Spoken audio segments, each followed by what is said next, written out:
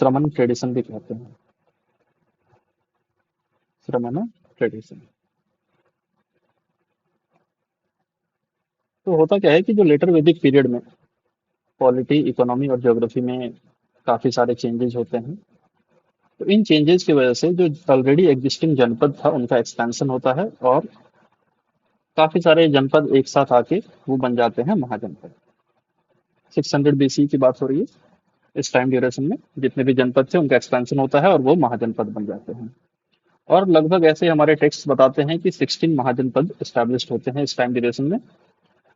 और इसी समय जो है सो बहुत सारे सोशियो रिलीजियस डेवलपमेंट्स भी हमें देखने को मिलते हैं, जैसे कि राइज ऑफ न्यू रिलीजन्स। बहुत सारे नए रिलीजन्स का राइज होता है। तो नए रिलीजन्स में हम देखते हैं कि लगभग 62 सेक्ट्स ऐसे होते हैं जो कि उस समय में उभर के आते हैं, जो कि वैदिक कल्चर में बिलीव नहीं करते। इनको हम हेटेरोडॉक्स सेक्ट बोलते हैं। और वैदिक कल्चर में बिलीव नहीं करते हैं मतलब कि ग्रंथों में बिलीव नहीं करते हैं, शास्त्रों में बिलीव नहीं करते हैं, तो इनको जो है सो हम निर्ग्रंथाज भी बोलते हैं। निर्ग्रंथाज। तो ऐसे 62 निर्ग्रंथाज के सेक्ट्स एस्टैब्लिश होते हैं इस समय में। अब क्या फैक्टर्स रहे जिनके वजह से इन हेटेरोडॉक्स सेक्ट्स का इमरजेंस होता है? तो हम देखते हैं कि 600 बीसी एक ऐसा टाइम पीरियड है। 600 बीसी एक ऐसा टाइम पीरियड है कि इस टाइम पीरियड में all over the world, world के डिफरेंट डिफरेंट पार्ट्स में बहुत सारे डिफरेंट डिफरेंट हेटेरोडॉक्स सेक्ट का राइज हो रहा था। यानी कि वैसे सेक्ट जो कि प्री एस्टैब्लिश्ड रिलीजन में, प्री एस्टैब्लिश्ड टेक्स्ट में बिलीव नहीं करते हैं। जैसे कि इयोनिया आइलैंड में हम देखते हैं हेराक्लिटस का राइज होता है, ग्रीस में सोक्रेटिस का राइज होता है, चाइना में कन्फ्यूशियस का राइज होता है, पर्सिया में जोरास्ट्र का राइज होता है, बेबीलोन में ईसाइया का राइज होता है, यानी कि क्रिश्चियनिटी का राइज होता है।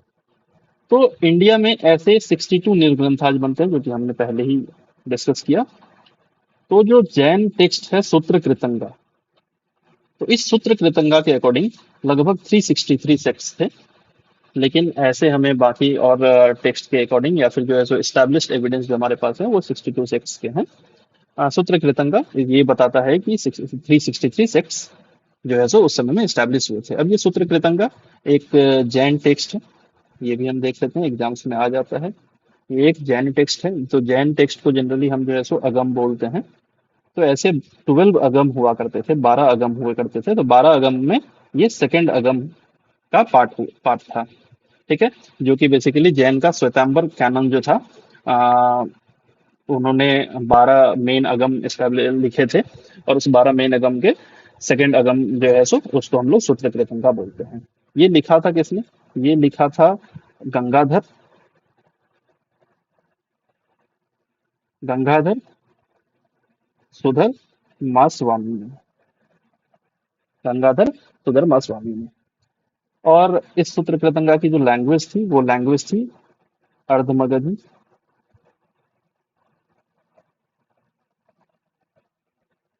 अब इसी समय में लेटर वैदिक पीरियड में ही हम देखते हैं कि उपनिषद का भी राइज होता है। उपनिषद काफी स्टैब्लिश हो चुका था, और उपनिषद ने जो लाइफ की फंडामेंटल प्रॉब्लम्स होती हैं, तो लाइफ के फंडामेंटल प्रॉब्लम्स को नए तरीके से स्पेकुलेट करने का फ्रीडम स्टैब्लिश किया था। तो ये जो नए आइडियाज थे जो कि उपनिषद के द्वारा दिए गए थे, और जो फिलोसॉफिकल प्रिंसिपल थे जो कि उपनिषद के द्वारा दिए गए थे, इनके बेसिस पे ये नए सेक्ट्स उभर के आए, नए विचार उभर के आए, जो कि किसी भी तरह का नए रिलीजन एस्टैब्लिश नहीं करना चाहते थे। वो बस जीवन जीने का एक डिफरेंट तरीका बताना चाहते थे, एक डिफरेंट पाथ बताना चाहते थे, जो कि प्रीवियसली एस्टैब्लिश पाथ, जो प्रीवियसली एस्टैब्लिश रिलीजन्स के द्वारा बताए गए थे उससे अलग था। इसी वजह से ये जो 62 सेक्ट्स का एस्टैब्लिशमेंट है इंडिया में, और इंडिया में जो ये जिसको हम लोग बोल रहे हैं कि हेटेरोडॉक्स सेक्ट का राइज होना, या फिर समन ट्रेडिशन का राइज होना, या निर्ग्रंथाज का राइज होना, इसको हम लोग जो है सो फर्स्ट सोशल रिफॉर्म के नाम से जानते हैं इंडिया में, जो कि इस समय में हुआ था 600 बीसी में हुआ था। और सेकेंड सोशल रिफॉर्म जो कि हम लोग मॉडर्न हिस्ट्री में पढ़ते हैं। तो ये जो सोशल रिफॉर्म इसको क्यों बोला गया, क्योंकि ये जो सेक्ट्स थे ये एक्ट कर रहे थे in the form of internal societal reform. ये इंटरनल सोसाइटल रिफॉर्म के तरीके से एक्ट कर रहे थे। यानी कि जो समाज में जो तरीकाएं चली आ रही है जीवन जीने का, जो वैदिक कल्चर्स हैं, जो वैदिक रिचुअल्स हैं, जो वैदिक सेक्रीफाइसेज हैं, जो वर्ण सिस्टम है, उन सब के अगेंस्ट जाके जो है सो ये सोसाइटी को रिफॉर्म करने की कोशिश कर रहे थे ये 62 सेक्ट्स। तो इस वजह से इसको हम लोग जो है सो फर्स्ट सोशल रिफॉर्म बोलते हैं। अब क्या कैटलिस्ट रहे इन रिफॉर्म्स के होने का? तो सबसे पहले है वर्ण सिस्टम। तो वर्ण सिस्टम में हम देखते हैं कि क्षत्रिय और ब्राह्मण के बीच में जो दिक्कतें चली आ रही थी, क्षत्रिय वर्सेस ब्राह्मण।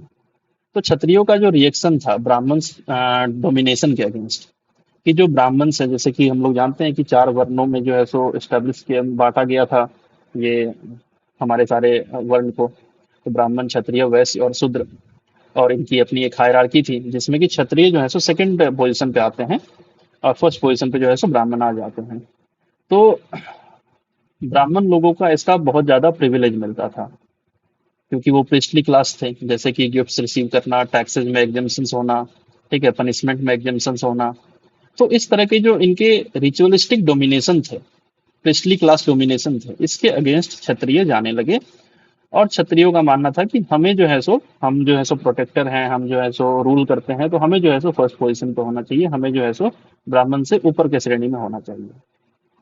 तो इस तरह के जो क्लासेस थे जिससे कि बहुत सारे लोग विचलित हो रहे थे उस समय में, जो इस व्यवस्था में बने हुए थे। और अनसरप्राइजिंगली हम ये देखते हैं कि जो बुद्धा और महावीर, ये जो 62 सिख में से दो रिलीजन, बुद्धिज्म और जैनिज्म, जिनका कि जनक माना जाता है बुद्धा को, और महावीर को तो जनक नहीं माना जाता है हालांकि, लेकिन महावीर जो है 24वें तीर्थंकर थे। तो ये दोनों जो है तो क्षत्रिय क्लैन से ही बिलोंग करते हैं। इवन जो बुद्धिस्ट पाली टेक्स्ट है वो फ्रीक्वेंटली जो है सो ब्राह्मणिकल क्लेम को रिजेक्ट करते हैं, ब्राह्मणिकल सुपीरियरिटी को रिजेक्ट करते हैं, ब्राह्मणिकल ऑर्डर ऑफ रैंक को रिवर्स करते हैं, और क्षत्रिय को जो है सो हायर पोजीशन पे प्लेस कर देते हैं ब्राह्मण से। ये भी हमें जो है सो वहां पे देखने को मिलता है कि जब बुद्धा एक प्रीवियसली जो एक क्षत्रिय वर्ण से बिलोंग करते थे, उन्होंने एक नया सेक्ट जब स्टैब्लिश किया तो उनके टेक्स्ट में इस तरह के रैंकिंग जो है सो दिए गए हैं जिसमें कि क्षत्रिय को ऊपर रखा गया है। उसके बाद कि लेटर वैदिक एज में हम देखते हैं नए एग्रीकल्चरल इकोनॉमी स्टैब्लिश होता है, और एनिमल हस्बेंड्री है ना, वो भी स्टैब्लिश होता है। आयरन प्लग शेर का जमाना आ जाता है, ट्रेड फ्लरिश करता है क्योंकि एग्रीकल्चर सरप्लस होने लगता है। अर्बनाइजेशन होता है जिसकी वजह से आर्टिसंस वगैरह और नए जो है सो मर्केंटाइल ग्रुप जो है सो स्टैब्लिश होने लगते हैं। गिल्ड्स, मर्केंटाइल लोगों का अपना गिल्ड बनने लगता है जो कि बहुत ही अपने आप में पावरफुल थे, वेल वेल्थ के मामले में जो है सो काफी वेल थे। तो ये अग्रेरियन इकोनॉमी, जब इकोनॉमी हमारा अग्रेरियन है, एनिमल बेस्ड है, तो यहाँ पे वैदिक कल्चर के, वैदिक रिचुअल्स के अकॉर्डिंग एनिमल सेक्रीफाइस करना, जानवरों की बलि देना, या फिर जो है सो हवन में बहुत सारे अन्न का बर्बाद होना, तो इस तरह की जो चीजें थी जिनको लेके कि जो अग्रेरियन इकोनॉमी से जुड़े हुए लोग थे वो इन वैदिक रिचुअल्स का विरोध करते थे। उसके बाद कि जब इकोनॉमी फ्लरिश कर रहा था, नए मर्केंटाइल ग्रुप बन रहे थे, नए गिल्ड्स बन रहे थे मर्केंटाइल लोगों का, तो ये जो गिल्ड्स थे ये चाहते थे कि शांति व्यवस्था बनी रहे, बहुत ज्यादा वायलेंस ना हो, पॉलिटी जो है सो स्टेबल हो, गवर्नमेंट स्टेबल हो, सोसाइटी स्टेबल हो। तो इसके लिए ताकि जो है सो ट्रेड फ्लरिश कर पाए। तो और ये जो नए 62 सेक्ट्स उभर के आए थे जिनको कि हम निरग्रंथाज बोलते हैं, इंक्लूडिंग बुद्धिज्म एंड जैनिज्म, ये लोग जो है सो हमें पता है कि नॉन वायलेंस की बात करते हैं। तो नॉन वायलेंस की बात करते हैं तो ये जो मर्केंटाइल ग्रुप है ये इन 62 सेक्ट्स में से बहुत सारे different different groups, different different sects को जो है सो एज अ पैट्रन काफी जो है सो मदद करते थे, जिनकी वजह से कि इन सेक्ट्स का जो है सो काफी ज्यादा फ्लरिशमेंट होता है। उसके बाद कि ये जो सेक्ट्स थे ये वैदिक ट्रेडिशंस में जैसे बहुत ही हेवी रिचुअल्स होते थे, बहुत ही कॉम्प्लिकेटेड मेथड्स होते थे, बहुत ही कॉम्प्लिकेटेड जो है सो सेक्रीफाइसेज होते थे, यज्ञ होते थे, हवन होते थे। तो इन सब चीजों से हट के जो है सो इन्होंने एक मिडिल पाथ दिखाया कि भाई एक सिंपल एस्केटिक है ना और पीसफुल जो है सो लाइफ भी जिया जा सकता है नॉर्मल गृहस्थ वाले जीवन में, ये इन्होंने बताया। तो ये जो है सो ये तरीके लोगों को जो है सो काफी पसंद आई और लोगों ने इस वजह से जो है सो इन सेक्ट्स के प्रिंसिपल को एक्सेप्ट किया। अब क्या होता है कि जो इतने सारे जब चेंजेज हो रहे थे सोसाइटी में, तो सोसाइटी में जब इतने सारे चेंजेज होंगे तो क्या हो जाएगा कि लोग कंफ्यूज हो जाएंगे। और जब लोग कंफ्यूज हो जाएंगे तो उन्हें टीचर्स की जरूरत पड़ेगी जो कि उन्हें इजी वे में तरीके समझाएं कि कैसे हम अपने जीवन को और आसान कर सकते हैं।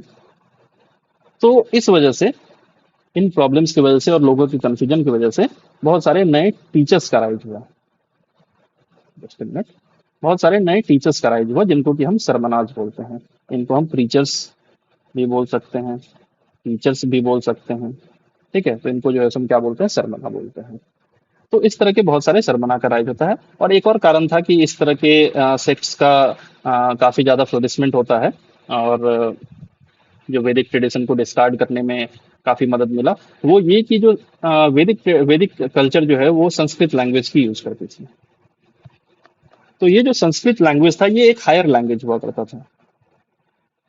यानी कि जो प्रिस्टली क्लास के लोग हैं, पढ़े लिखे लोग हैं, वो यूज करते थे। जो नॉर्मल लैंग्वेज थी वो थी प्रकृत पाली, जो हमें नॉर्थन इंडिया में देखने को मिलती है। तो हम देखते हैं कि जो बुद्धा थे या फिर जो महावीर थे वो जो है तो प्रकृत या पाली लैंग्वेज का यूज करते थे, जो कि बेसिकली कॉमनर्स का लैंग्वेज था। और कॉमनर्स के लैंग्वेज होने की वजह से लोग उनकी बातें आसानी से समझ पाते थे, उनसे कनेक्ट कर पाते थे। और इस वजह से भी जो है सो इन रिलीजन्स को काफी ज्यादा बढ़ावा मिला। अब ये जो नए सरमनाज आए, इन कंफ्यूजन्स की वजह से जो नए नए प्रॉब्लम्स, नए नए चेंजेस उभर के आ रहे थे, इनमें एडजस्ट करने में जो लोगों को परेशानी आ रही थी, तो उन परेशानियों को दूर करने के लिए नए नए फीचर्स का राइज होता है, जिनको कि हम सरमना कहते हैं। इसमें से हम लोग कुछ एग्जाम्पल देख सकते हैं, जैसे कि एक थे पुराना कस्सपा। तो जो पुराना कस्सपा थे, इन्होंने एमोरलिज्म का कंसेप्ट दिया। तो एमोरलिज्म का कंसेप्ट का मतलब है कि इन्होंने किसी भी तरह का रिवार्ड या पनिशमेंट को डिनाई किया।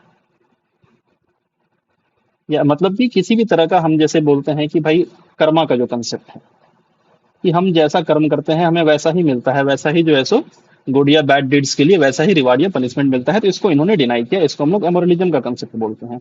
ये कंसेप्ट उन्होंने दिया। उसके बाद एक आते हैं मकाली गोसाला। तो ये जो है सो आगे जाके आजीविका सेक्ट का एस्टेब्लिशमेंट करते हैं, आजीविका सेक्ट। इन्होंने नियतिवाद का कंसेप्ट दिया। नियतिवाद को हम जो है सो फैटलिज्म बोलते हैं,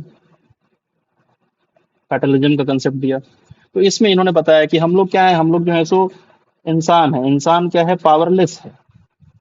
और जो सफरिंग है, वो सफरिंग जो है सो प्री डेस्टिन्ड है।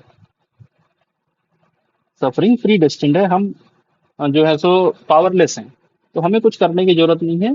जो होना है वो पहले से ही डिसाइडेड है, प्री डिसाइडेड है। उसके बाद अजीता केसकाम्बली, इन्होंने मेटेरियलिज्म का कंसेप्ट दिया कि लाइफ हैप्पीली जियो, है ना, जो भी चीजें हैं ऑल इज एनिलेटेड। तो हमें जो है सो जीवन खुशी से जीना चाहिए और खुशी से मर जाना चाहिए। इस तरह का कॉन्सेप्ट इन्होंने दिया। उसके बाद आते हैं पाकुदा कचायाना। इन्होंने जो है सो शाश्वतवाद का कंसेप्ट दिया। शाश्वतवाद मतलब है इटरनलिज्म। तो इन्होंने बताया कि जो मैटर है, प्लेजर है, पेन है और सोल, आत्मा, ये सब जो है सो क्या है, ये सब एटर्नल है। ये सब एटर्नल है और एक दूसरे से इंटरैक्ट नहीं करते हैं, डू नॉट इंटरैक्ट। तो matter, pleasure, pain and soul are eternal, they do not interact with each other.